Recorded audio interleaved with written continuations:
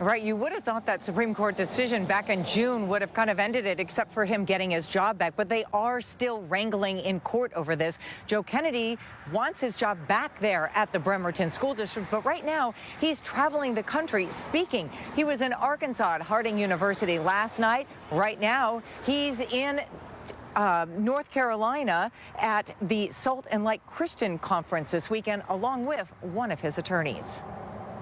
Is he being paid for these? Oh, I have no idea. I think a lot of people just want to hear his story. Hiram Sasser, one of the attorneys representing Joe Kennedy, tells me the former coach still wants his job back in Bremerton. This is his hometown, and he just wants to do it right. He wants to be able to, he doesn't want to just jump in the middle of the season. But the school district in a statement said it sent documents for Kennedy to fill out to be back on campus when football practice started August 17th, and that the paperwork's not been submitted. We had some ideas about how, Coach could return in a way that would be beneficial to everybody. They refused to meet with us after repeated attempts to try to get them to meet with us. So Sasser tells me they went back to court, which then gave Kennedy and the Bremerton School District 60 days to engage in settlement discussions regarding the remaining outstanding issues, reinstatement of his job, and payment of legal fees.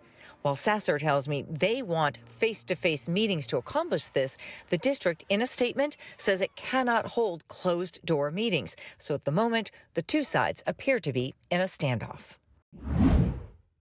The NTSB investigators now have everything in place to start recovering the float plane that crashed off Whidbey Island over Labor Day weekend, killing 10 people, including the pilot and a child. Officials say a crew will work around the clock until all of the wreckage is recovered. KOMO's Lynn Wynn spoke with residents who've been hoping for any news of progress with the recovery effort. You could feel the vibration from the concussion of the explosion. Like many residents on Whidbey Island, Earl Riley clearly recalls where he was when he heard a plane crash into Mutiny Bay, just north of his home. We thought was some kind of bomb or a gasoline explosion. According to the NTSB's preliminary report, witnesses reported the plane spinning downward before it crashed. Immediately, the neighborhood had their flags at half-mast, and people were going down to the water and throwing flowers in the water. Monday morning, the NTSB sent a barge with a crane and the necessary equipment to help recover the plane wreckage. NTSB officials say the U.S. Navy will use a work-class remotely operated vehicle, Deep Drone 8000, to collect smaller pieces of the wreckage into baskets and also connect the wreckage to a crane to be lifted from the seafloor.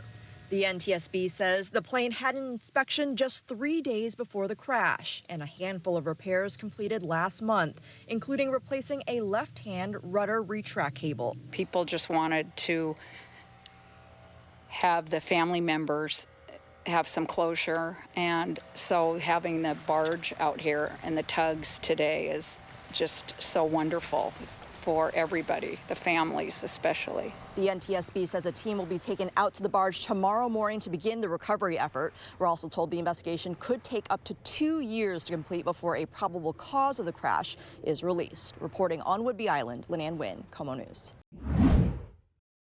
From the live desk now, we do begin with a developing story out of Seattle this morning. 3 people are in the hospital after the car they were in crashed into a building. The crash happened in the 5000 block of Finney Avenue North, very close to Woodland Park Zoo. Seattle Fire tweeting out this picture of that crashed car and that building it hit.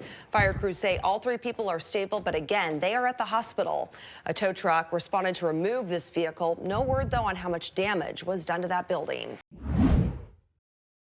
Yes, in just a few hours. And for years, people say if they wanted to travel to Vancouver, well, the train was the way to go.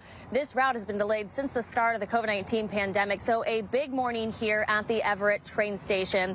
And Congressmember Rick Larsen, well, he will be on board. He backed a bill which invests $66 billion to revitalize and support long-distance train routes over the next 5 years. Larsen says ridership on the Cascades route increased 46% from 2020 to 2020. 2021. This route will now be offered daily. Amtrak says they do plan to add in a second trip in the future as they work through some staffing and equipment logistics. In addition to resuming this service to Canada, the route also offers 3 daily round trips between Portland and Seattle, 2 trips between Eugene and Portland, and 2 trips between Seattle and Bellingham. And a cool thing that you can do right from your phone if you do plan on taking this trip this morning, you can track that on the Amtrak's website. You can also buy your tickets there as well.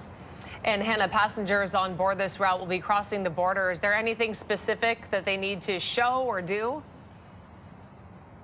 There is a few things that you want to take note of. If you are traveling to Canada, you have to show full proof of vaccination. You have to do so by uploading that to the Arrive Can app. And of course, don't forget that passport.